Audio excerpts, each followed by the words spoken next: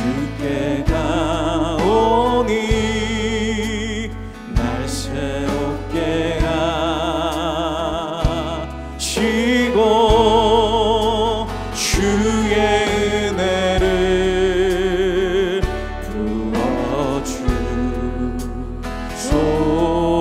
부어주소서.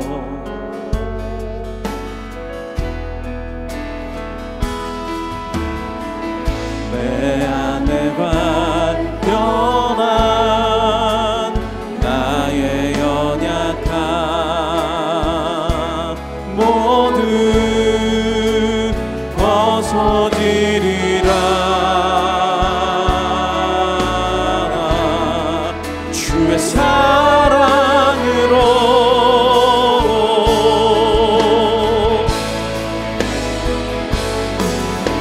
주 사랑 나를 붙드시 이곳 주 곁에 날 이끄소서.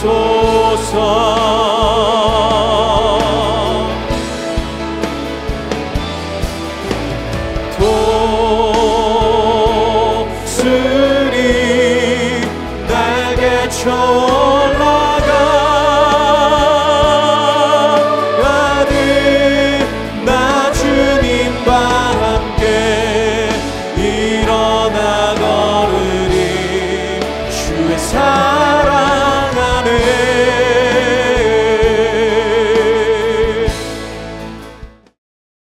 제16장.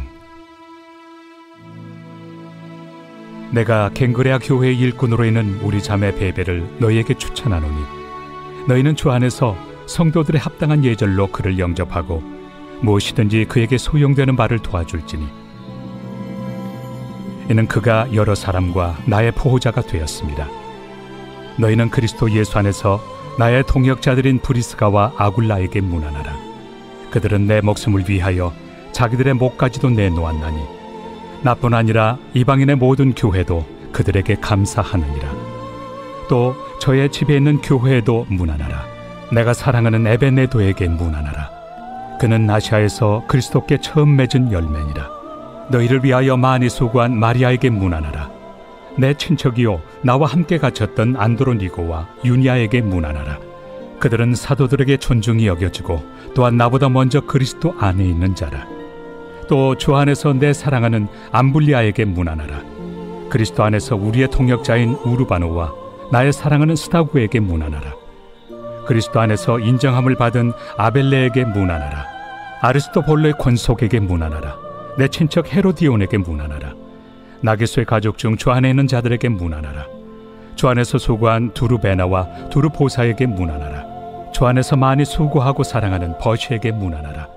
주 안에서 택하심을 입은 루포와 그의 어머니에게 문안하라. 그의 어머니는 곧 내 어머니니라. 아순그리도와 블레곤과 허메와 바드로바와 허마와 및 그들과 함께 있는 형제들에게 문안하라. 빌롤로고와 율리아와 또 네레오와 그의 자매와 올름바와 그들과 함께 있는 모든 성도에게 문안하라. 너희가 거룩하게 입맞춤으로 서로 문안하라.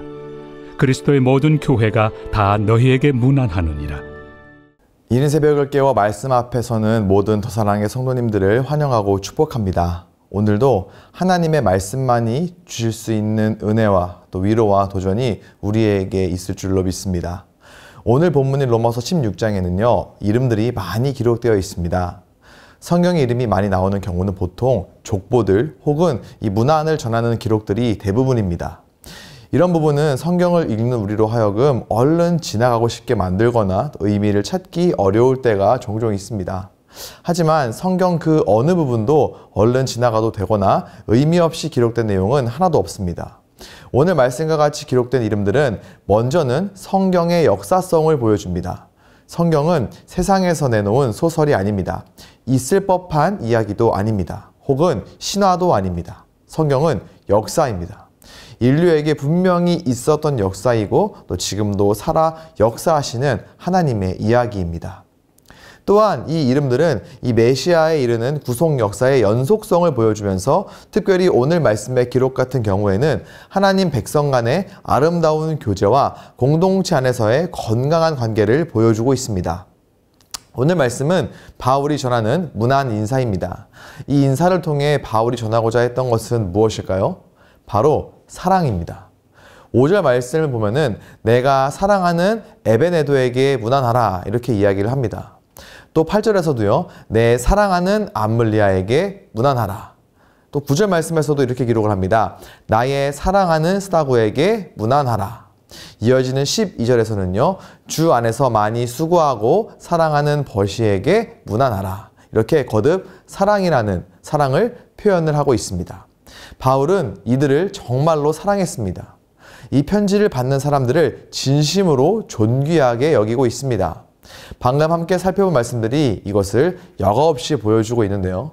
따라서 오늘 이 말씀을 읽는 우리도 이것을 배울 수 있습니다. 바로 존귀함입니다.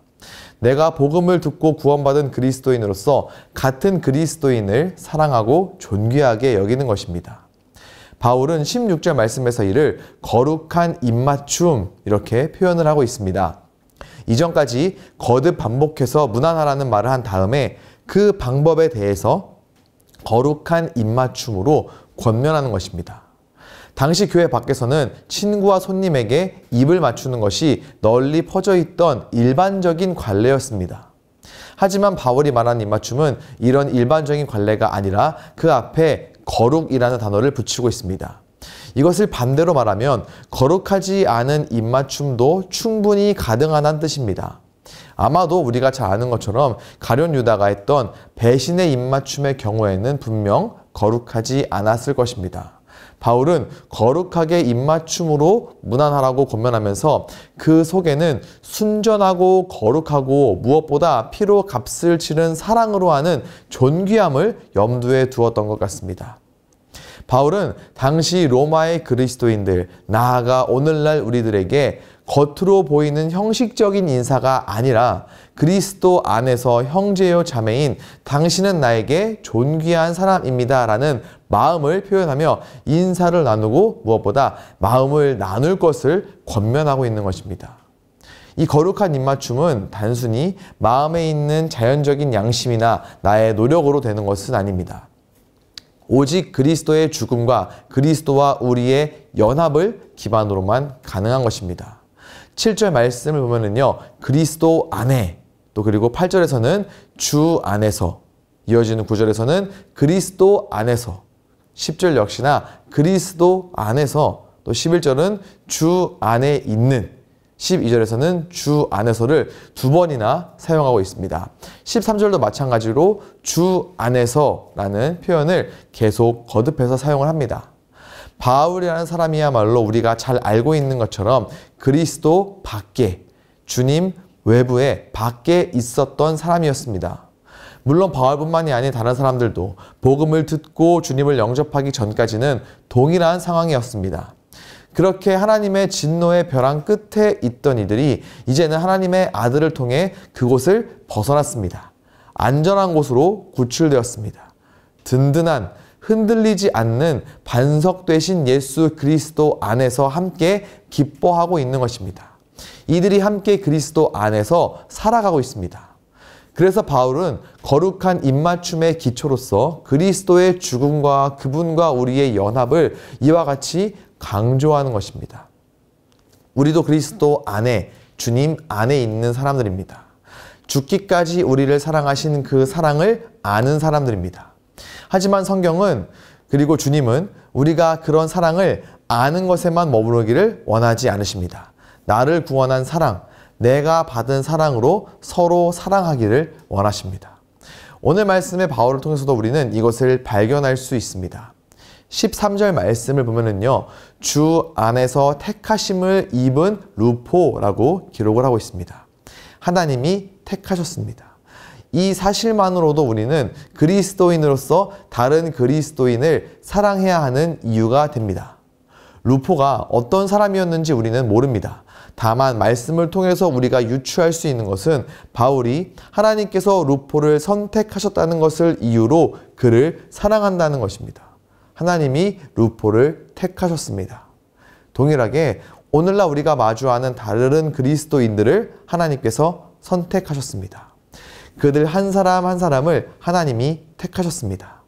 내가 태어나기 전에, 그리고 그들이 태어나기 전에, 선악을 구별하기도 전에 우리 모두는 하나님의 택하심을 입은 사람들입니다. 그래서 우리는 서로 사랑할 수 있습니다. 또한 9절 말씀 보면요, 그리스도 안에서 우리의 동역자인 우르바노라는 기록이 있습니다. 복음을 위해, 그리스도의 몸된 교회를 위해 함께 수고하는 이 동역자라는 사실 역시나 우리가 서로 사랑할 수 있는 이유가 됩니다. 우리는 다양한 모습, 다양한 자리에서 함께 동역하며 교회를 이루어갑니다. 순장과 순원, 미래준비팀 교사, 성가대, 전도대 등 동역의 기회와 자리가 참 많습니다. 하나님께서는 우리가 그 자리에서 열심으로 사역하여 많은 열매를 맺는 것도 기뻐하시지만 독단적으로 하기보다 그 자리에서 서로 사랑하며 동역하는 것도 즐거워하십니다. 이 동역의 기쁨도 믿는 우리들에게 허락하신 특권이요 축복입니다. 무엇보다 우리 모두는 복음을 살아내는 삶, 그것을 통한 복음의 확장이라는 이 동일한 목적을 가지고 있습니다. 이런 하나의 비전으로 오랜 시간 함께 동역하기 위해서는 서로 사랑해야 합니다. 이 사랑은 선택이 아닌 필수입니다. 바울은 오늘 말씀에 기록된 이들이 그리스도 안에서 얼마나 힘겹게 고생했는지를 생각하며 이들에 대한 사랑을 표현하고 있는 것입니다. 오늘 말씀을 보면요, 바울은 모든 사람들을 일일이 다 언급하고 있습니다. 그러나 이것은 단순히 추천을 위함이 아니었습니다. 이들은 이미 로마 교회에 속한 사람들이고 잘 알려진 사람들이었습니다. 바울은 그들을 향한 사랑, 즉 자신이 받은 사랑으로 그들을 더 사랑하기 위해서, 사랑의 마음을 더 키우기 위해서 이 사람들을 한 명 한 명 언급하고 떠올리는 것입니다. 하나님 아버지는 우리를 그 아들의 핏값으로 진노에서 구원해 주셨습니다. 그리고 그리스도 안에서 영원한 안전을 누리도록 그리스도께로 우리를 모아주셨습니다. 그래서 우리는 감사와 기쁨으로 그 받은 사랑으로 서로 사랑하며 거룩한 입맞춤으로 서로를 세워줄 수 있습니다. 이렇게 우리에게 허락하신 사랑으로 이 공동체를 세워나가며 더 확장시켜가는 저와 여러분이 될 수 있기를 우리 주 예수 그리스도의 이름으로 간절히 축원합니다. 이 시간 함께 기도하시겠습니다. 먼저 기도하실 때 사랑받은 그리스도인으로서 다른 그리스도인을 존귀히 여기며 더 사랑하게 하소서. 또한 기도하실 때 함께 동역하는 동역자들을 위해서 더 많이 기도하며 축복하는 하나님의 자녀가 되게 하소서. 마지막으로 서로 사랑하며 거룩한 입맞춤을 통해 복음과 그리스도가 이 땅에 더 증거되도록 우리를 통하여 일하여 주시옵소서. 함께 기도하시겠습니다.